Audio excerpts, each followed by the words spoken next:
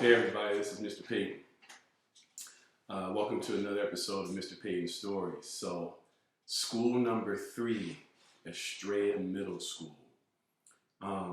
This is when I started teaching older students. So I started teaching 6th grade when I got over to Estrella. And some of my fondest memories came from some of the stuff I did outside the classroom, particularly coaching. During that time, I coached basketball and track at the middle school level. And eventually I went on to coach at the high school level as well.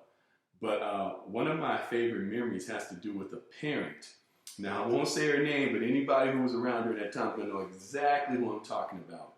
She was from, I believe she was from Jamaica. I think she was from Kingston. And she had an accent and energy.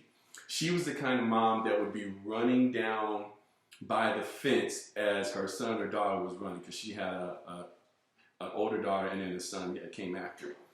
And when I first met her, I had some track experience. I ran track in high school. We were very, very good. We won the state championship. We were always in the hunt.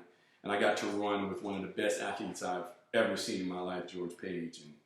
And so I had some experience, and I learned some things from these phenomenal athletes. So I made a decision with her daughter. Her daughter was fast, but she wasn't like 100-meter fast. She was more like 200-meter or 400-meter fast.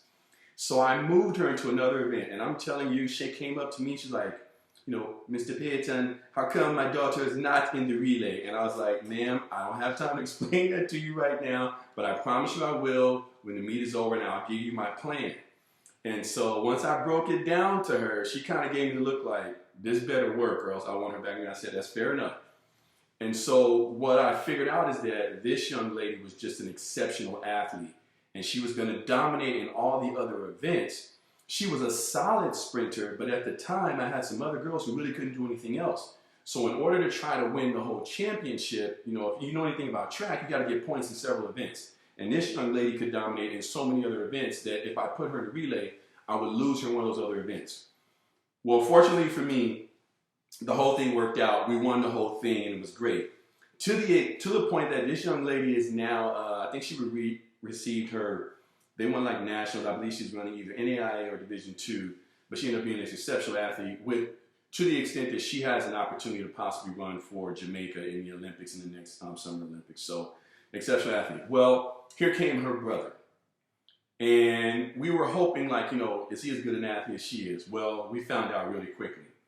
We're at a meet, and the 4x4 relay. If you don't know what the 4x4 is, that's one lap around, but 4 different people do it in a relay style.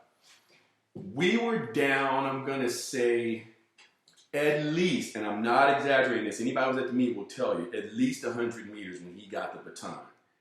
And I'm standing on the side, and for some reason, my first cousin, Johnny, was there, and he had one of his daughters was running that day, and he was like, man, I guess y'all gonna get second. I said, just watch. I don't know why I knew he was gonna catch him, but I said, just watch. I think it was the pace that this kid was running at, and then his size, I just knew he was gonna run out. I'm telling you, everybody was there. We were just like, oh my gosh, this kid, he started off in the back because we had a really weak third leg, and that's okay. I mean, it's just, the kid ran as fast as he could. He caught one person after the other, after the other, after the other.